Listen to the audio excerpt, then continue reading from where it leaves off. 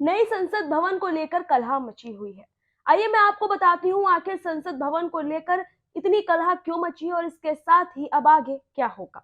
नमस्कार, मैं हूँ समीक्षा दीक्षित और आपका स्वागत है सत्योदय मीडिया में। नई संसद भवन का उद्घाटन होना है, लेकिन अब इसको लेकर सभी विपक्षी पार्टियां एक हो गई हैं।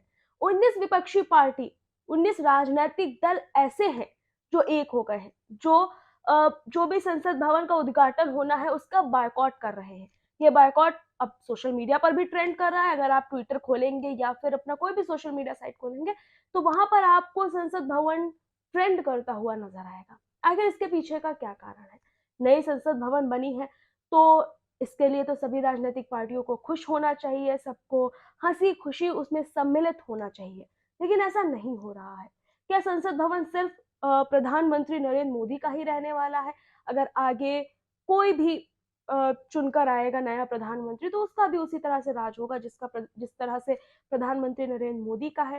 संसद भवन में कई सारी चीजें बदली गई हैं। नई संसद भवन बिल्कुल अलग तरह से नजर आ रही है, लेकिन इसका बॉयकॉट हो रहा है। 19 विपक्षी दल ऐसे हैं जो संसद भवन का बॉयकॉट कर रहे हैं, लेकिन आखिर क्यों?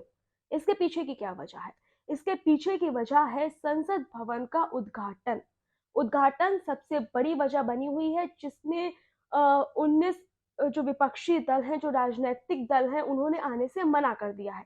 उन्होंने कहा है कि हम इसका बहिष्कार करते हैं क्योंकि उद्घाटन प्रधानमंत्री नरेंद्र मोदी करने वाले हैं। जी हाँ, वैसे जो 19 विपक्षी दल है उनका कहना है कि देश में जिसका स्थान सबसे बड़ा बताया जाता है, सबसे ऊंचा होता है, वो है राष्ट्रपति। इसलिए राष्ट्रपति द्रौपदी मुर्मू जी को इसका उद्घाटन करना चाहिए जो नई संसद भवन बनी है। लेकिन वहीं दूसरी तरफ बीजेपी है जो अपनी बात पर अभी तक तो अड़ी हुई है।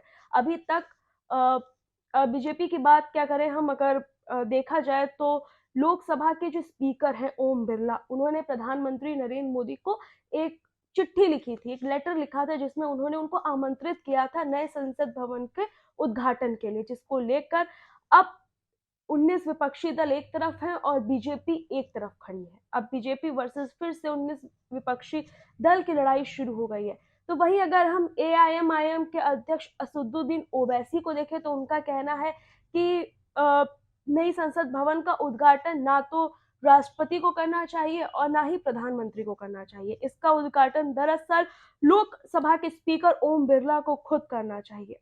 इसके अलावा अगर हम बात करें बसपा की, तो बसपा मायावती वो प्रधानमंत्री मोदी के साथ खड़ी हुई इस चीज में नजर आ रही हैं। उन्होंने उद्घाटन का कोई बहिष्कार, कोई बॉयकॉट नहीं किया है, जिसको लेकर भी कई तरह के सवाल उठ रहे हैं। लेकिन वहीं दूसरी तरफ जैसे 19 विपक्षी पार्टियों की मैं बात करूं तो उसमें कांग्रेस है, आम आदमी पार्टी है, तृणमूल कांग्रेस है, इस तरीके की समाजवादी पार्टी है, कई रीजनल पार्टीज भी हैं, राष्ट्रीय पार्टी कांग्रेस भी है, आम आदमी पार्टी भी है। ये सब एक तरफ है और वर्सेस अब प्रधानमंत्री मोदी इस वक्त चल रहा है। इसके साथ ही जंतर मंतर पर जो पहलवान अभी तक प्रोटेस्ट कर रहे थे, अब उनका कहना है कि वो नई संसद भवन के बाहर बैठकर वहां पर प्रोटेस्ट करेंगे। आइए अब मैं आपको थोड़ा सा संसद भवन के बारे में बता दूं कि कब नई संसद भवन बनने का प्रस्ताव प्रधानमंत्री नरेंद्र मोदी ने रखा था और इसमें क्या कुछ अलग होने वाला है। तो जो नई संसद भवन बनने का प्रस्ताव प्रधानमंत्री नरेंद्र मोदी ने 10 दिसंबर 2020 को रखा था, वहां पर उन्होंने इसके निर्माण कार्य का शिलान्यास किया था। इसके साथ ही राज्यसभा और लोकसभा ने 5 अगस्त 2019 को आग्रह किया था नई संसद भवन बनने का। वैसे तो इसका जो प्रोजेक्ट है, जो नई संसद भवन का टेंडर है, वो टाटा ग्रुप को दिया गया था। पहले ये टेंडर 861 करोड़ का था और इसके बाद जब ये बन के तैयार हुआ तो ये टेंडर कुल 1200 करोड़ रुपए का हुआ जाके। इसके अलावा मैं आपको बता दूं कि अगर हम प्रेजेंट टाइप की बात करें तो संसद में 550 लोकसभा की सीटें हैं और वहीं राज्यसभा की 250 है।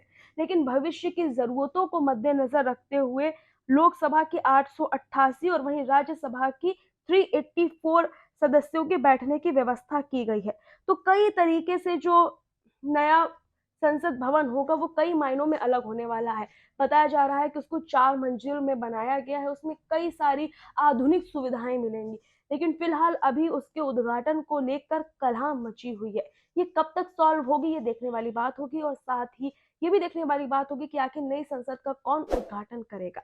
हम ऐसी और भी न्यूज़ स्टोरीज आपके लिए लेकर आते रहेंगे। तब तक के लिए नमस्कार।